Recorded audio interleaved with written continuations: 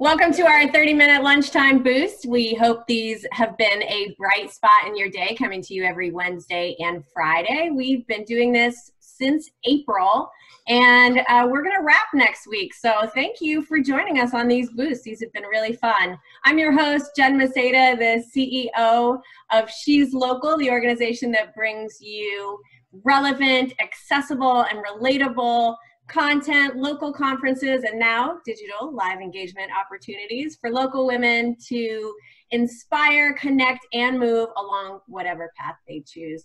On today's boost, we are talking about the shift in speaking opportunities because of COVID-19, how to get comfortable in front of the camera because you know you're going to be on it, and how to find the right speaking opportunities for your brand. Bobbie Carlton, our expert today. We are very fortunate to have the founder of Carlton PR Marketing, Innovation Nights, and Innovation Women, or as she calls them, the day job, the night job, and the dream job.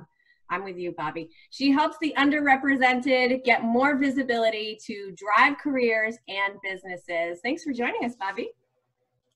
Thanks for having me. So glad to see everybody today. Yeah, we've got a great group. Tell me a little bit about the landscape of speaking opportunities right now. What's available for speakers, and how can they find those resources? Sure. So obviously, no more live events. I mean, you know, that's just a given at this point.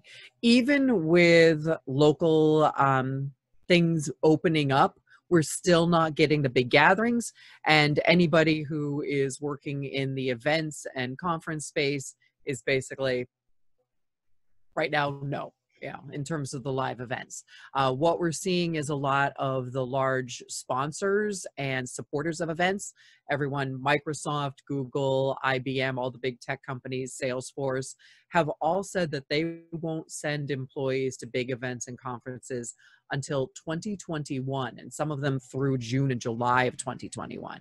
Wow. So right now, event managers basically have three choices. They can postpone indefinitely. I do know some people who are potentially scheduling things in the fall. I think that's a bit of a wait and see, and I think that's a chancy maneuver. They can completely cancel, or they can go virtual. So we are seeing a lot of people going virtual. And it also is interesting to me that a lot of the people who are going virtual were not events people in the first place. So what we're seeing is people who are not previously having live events going to virtual events as well. So there's an absolute explosion of opportunity on virtual events. So now how do they find them?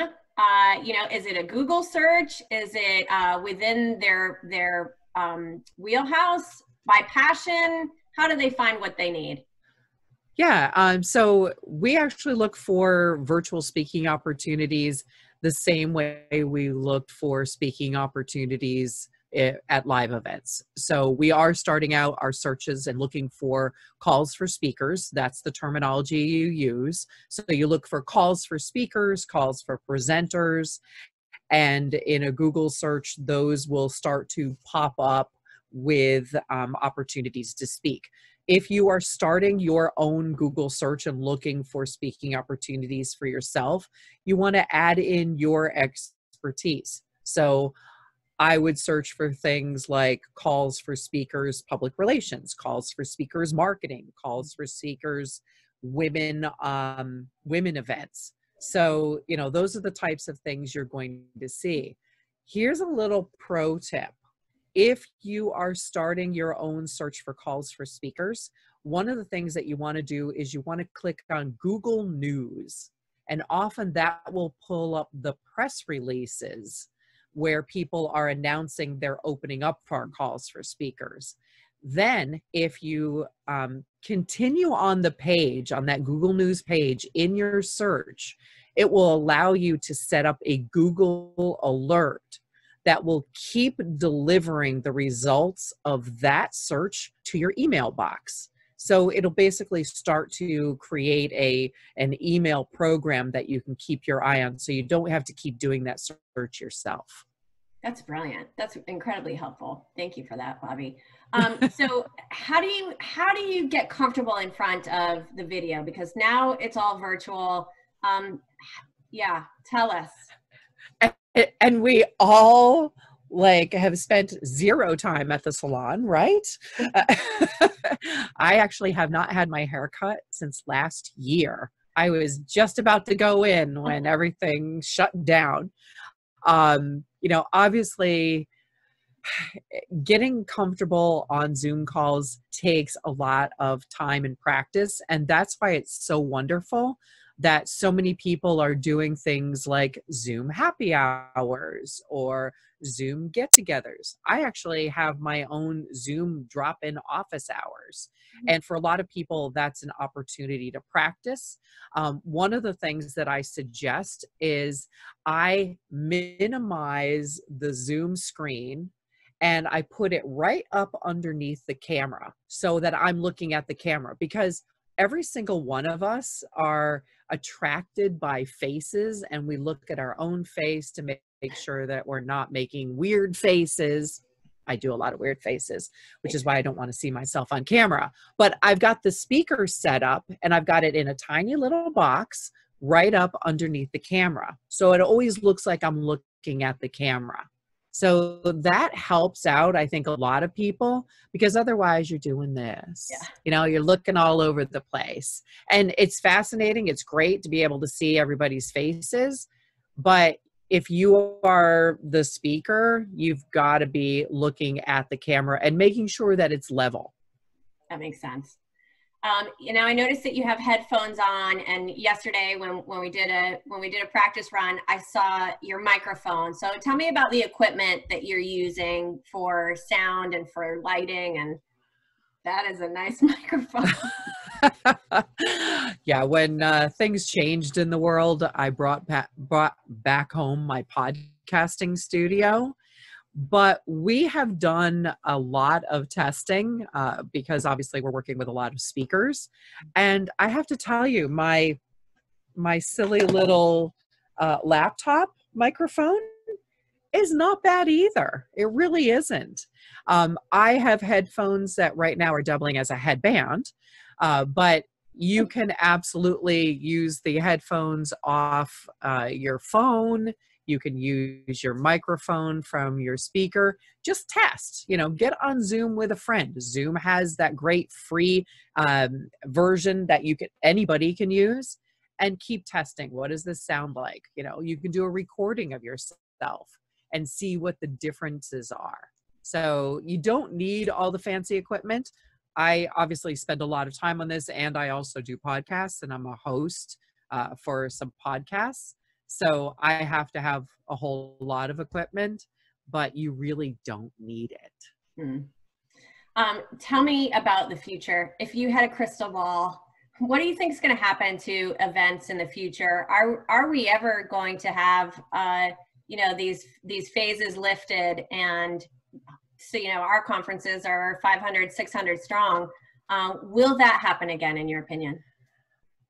It's interesting. I just saw a survey from Information Leader, which said that more than 50% of the people that they surveyed said they will never go back to large-scale, crowded live events. Wow. And I was like, okay. Obviously we're all going through a very traumatic group experience. It's been really, truly horrifying what's been going on in the world. But at the same time, I think we will gradually come back. But what I'm expecting to see is a lot more of what we call event theater. So you will have an event with a small group of people, and you'll be recording it and broadcasting it out to a large group of people. I have a friend who last weekend did an event for Bryant University, and they actually had her come in and be on the stage doing her presentation basically to an empty room. But, she she was doing an event. She was being a speaker. She was on a stage. I think we're going to see more production values from the very large scale event.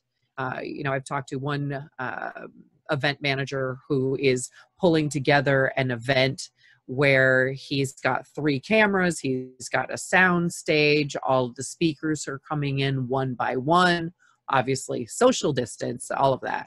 But I think it's going to be a long time before we see those absolutely massive conferences coming back. Yeah. And getting comfortable with, you know, being in front of that camera, it's very different with feedback in person and feedback not in person. Tell us about that, and what are some potential strategies for giving us that, you know, feedback, but still, as you say, looking at that camera. But, you know, I love looking at everybody's face, so I probably look crazy. I do too. It's really hard in this type of situation to not see everyone's faces. Zoom and other online streaming platforms do have reactions built in, but it's never the same. One of our Innovation Women Board of Advisor members is a stand-up comedian, and she says, try doing stand-up comedy on Zoom. Everybody's muted. You know, you're not going to see or hear immediately because there is that slight lag. So, you know, comedy is all about timing. All of that is lost for her. So she said that comedians are really going to have to work very hard, and public speakers are the same way. So building in ways to get feedback is super important. You know, for example, you know, this is actually preferable to this. Yeah. Because if you think about what that's doing in front of your microphone as well, if we're having a conversation, again, there's that slight lag. You know, somebody might drop out. Can you hear me now? All of those types of things are really getting in the way. But as we use the technology, we get better with adjusting to those things. Yeah, more comfortable. Now, you have been supporting women in so many different ways for all of your career. It looks like you are going to do something new. You bought a new company in support of speakers. We'd love to hear about that and how people can get involved. Sure. So Innovation Women has been around for 5 years, and what we do there is we focus on connecting the event managers and the speakers on a platform. We also have the event managers come in and put up their calls for speakers on the platform, and we get sent lots of calls from speakers, from people who are usually going, these people need your help. So we have a lot of calls for speakers on the platform at any given time. We also have a research team that goes out and looks for the calls for speakers and adds them to the platform. So at any given time, there's 250, 300 calls for speakers. So I recently bought another company, actually Wednesday, called My Speaker Leads. And My Speaker Leads primarily, I mean, my God, so much data. They had over 8,000 connections with event managers. And so this is giving us an opportunity to reach out to a whole new group of event managers, tell them that about this great resource we have in Innovation Women, and also bring in new types of data, because My Speaker Leads team has been focusing on discovering calls for speakers and events where speakers get paid. And so while we always look for that, because, you know, a lot of speakers are actually making a living doing this, as well as people who are speaking for visibility for themselves and their companies.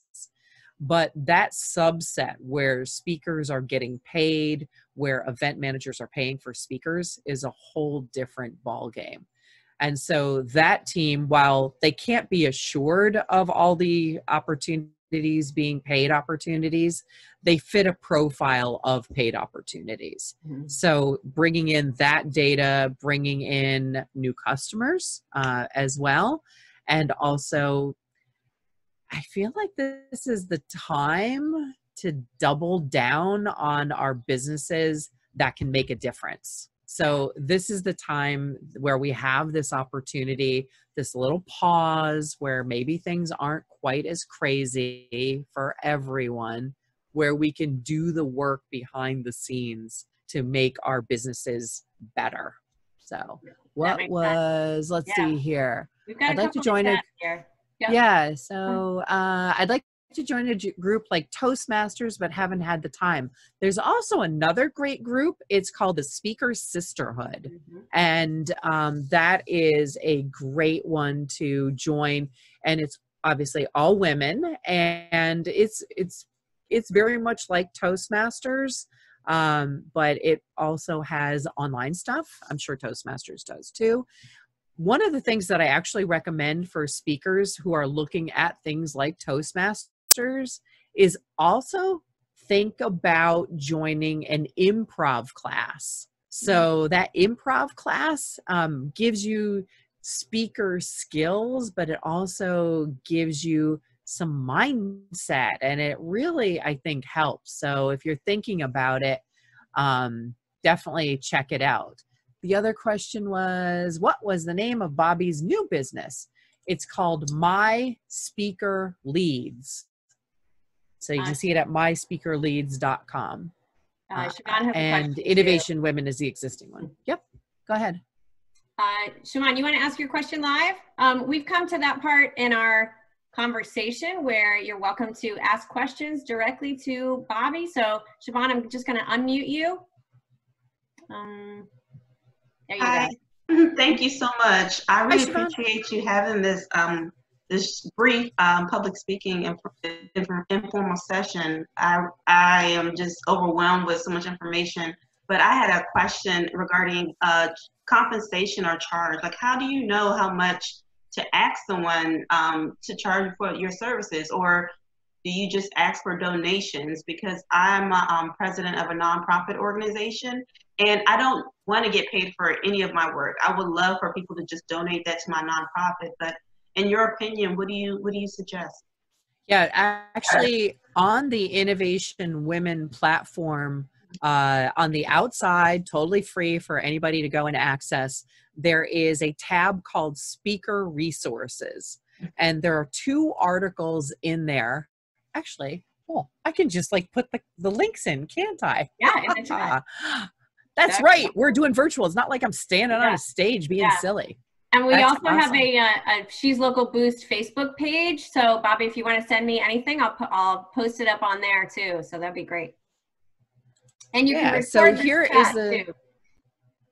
Awesome. So here's the speaker resources.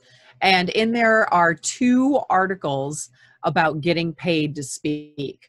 I will tell you that speaking engagements are highly negotiated.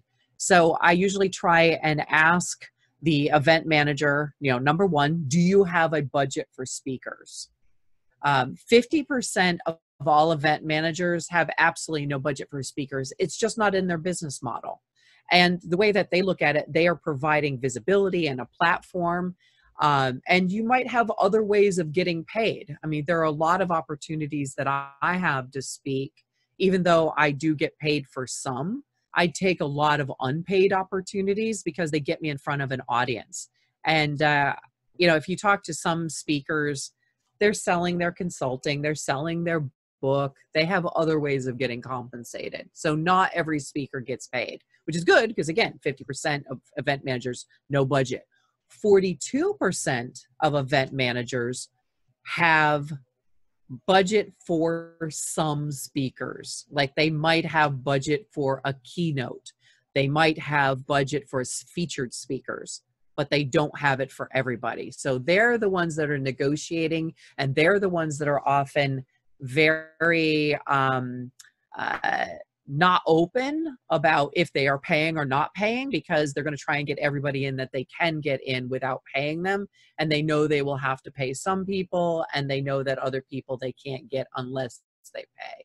They may also have travel money, or they may have other forms of compensation. You could get a sponsorship or a booth. So there are different things about that. So only that leaves, if you've been doing the math with me, only 8% of event managers pay all or most of their speakers. And I will tell you that there's zero correlation between the size of the organization and the wealth of the organization and who pays and who doesn't pay. CES, the Consumer Electronics Show in Vegas every year, although let's see what happens next year, pays absolutely nobody. Like, nobody gets that, because for them, it's all about visibility and it's the prestige of speaking at CES. The Cape Cod Writers Association, their annual conference, they pay everybody. Now, obviously, they're not doing anything this year, but they put up their speakers for a weekend on the Cape in August. They feed you and they pay you. And this is a tiny, tiny little organization. But for them, they believe it's important to compensate their speakers for the value that they bring to the organization. So if you're starting that whole negotiating process, a big thing is figuring out what the organizations have for budget, looking at how they get compensated. Are they selling very expensive tickets? If you're looking at a meetup and, nobody's paying anybody, you're probably not going to get compensated, at least not, direct payment. So huge, highly complex conversation. The articles on the resources page are going to do a far better job of discussing it than I can at this point. That was good though. And I've read those articles, Siobhan, so they're excellent. Let's see. Anyone else have a question? I'm looking at the chat. So Eileen. I see one from Eileen. Yep. How do you get speaking engagements, even free, without a lot of prior experience? Great question, Eileen.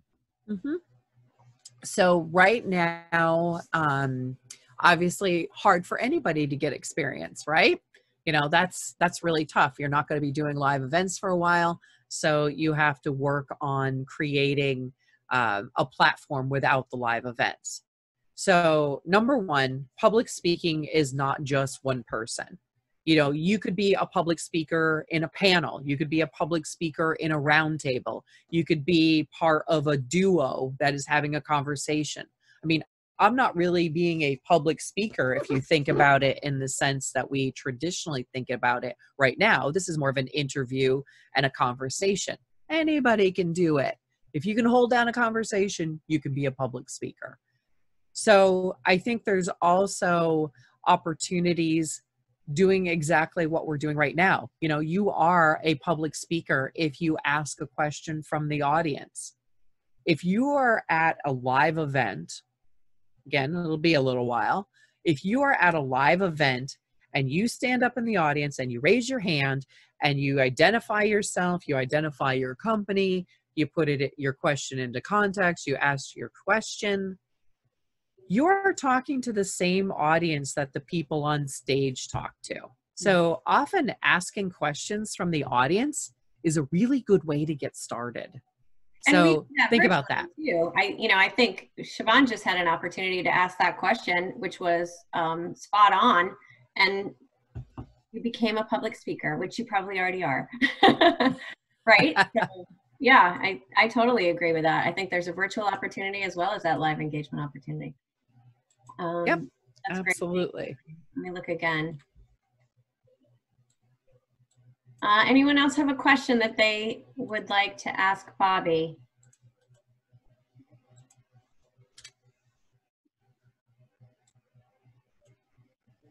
Silent. It's got quiet. Really quiet. When I was talking about being a public speaker and asking a question from the audience, I always feel like that is a great opportunity for people to do public speaking and to get themselves started, to think about speaking in front of an audience. But at the same time, it's also a gift to the speaker because there is nothing worse than asking for questions and getting crickets. It's also a measure of how engaged people are in the conversation. You know, it's really good measure in terms of people's interest. If they have questions, a lot of speakers are like, oh, I got no questions, so I must have answered everything. If you got no questions, it's probably because people are not interested. No. So if they're like, I'm sorry, it's the truth. You know, if there's 0 questions, it's not that you answered all the questions. It's just that people are not engaged enough to ask questions. I don't know. You're pretty comprehensive, but you also got questions. So good on you in both terms. You know, that filter piece that we were talking about yesterday, it's sort of funny, how people think women should show up to Zoom, that they think that the gray hair should not be there any longer and they should be wearing makeup, and that, oh, you know what? I'll be quiet. But anyway, you were talking about that filter. It's different for women and men to show up on a Zoom, would you think? Yeah, absolutely. Does everyone know about the Touchup filter on Zoom? Anyone not know? Oh, come with me. Come with me. Down near the video camera, there's a little upward arrow. If you click on that upward arrow, it'll take you to video settings. When you open up the video settings, it'll say My Video. And then there's a thing that you can click there that says Touch Up My Appearance. This is why I love Zoom. Seriously. It's not on some of the other ones. And so it smooths things out and, you know, gets rid of the crow's feet. I have it on right now. Big fan. We shouldn't have to do Big fan of the Touch Up My Appearance. Hey, you know what? I know plenty of guys that are using it too. Yeah, I'll take it. Valerie, I'm going to come to you. I'm unmuting you. Please, you might need to unmute yourself and ask your question, please. There you go. Yeah, thank you. I've been following you, Innovation Women, and you, Bobbie, as well. And I don't know that I have a question, but you kind of, when you said, you know, people don't comment, people don't question, it just made me think about just speaking up in general. And I'm more of an introvert, but I also really love speaking in public. It's a funny kind of no, I'm an introvert too. Me too. Yeah. And radio for a while, and so I really good speakers. Yeah, thank you. So I really wanted to just start speaking more publicly around the issues that I care a great deal about. So so I just want to say this has been very encouraging, and I really feel like now I'm going to go and sign up for Innovation Women and also check out your speaker leads. So just so you know, there's tons of things available for everybody on Innovation Women, even if you're not a member. So, you know, part of what we're doing with Innovation Women is it's a mission, and becoming a member is something that I struggle with like every day. When I started Mass Innovation Nights, it was a time kind of like this, and you know, I didn't charge anybody, and people don't have respect for it. They really don't, unless you're charging for tickets or you're charging for membership or something. So when I started Innovation Women, I added a membership fee, and people do respect it more. So, and I think you know, I worked for myself for many years as a writer, editor, illustrator, whatever. That was a whole other life. But I also found that if you don't charge a reasonable amount, that your services aren't seen as legitimate in a certain way. So it's important to figure that out somehow. Absolutely. Nice to meet you, Valerie. Yeah. Yeah.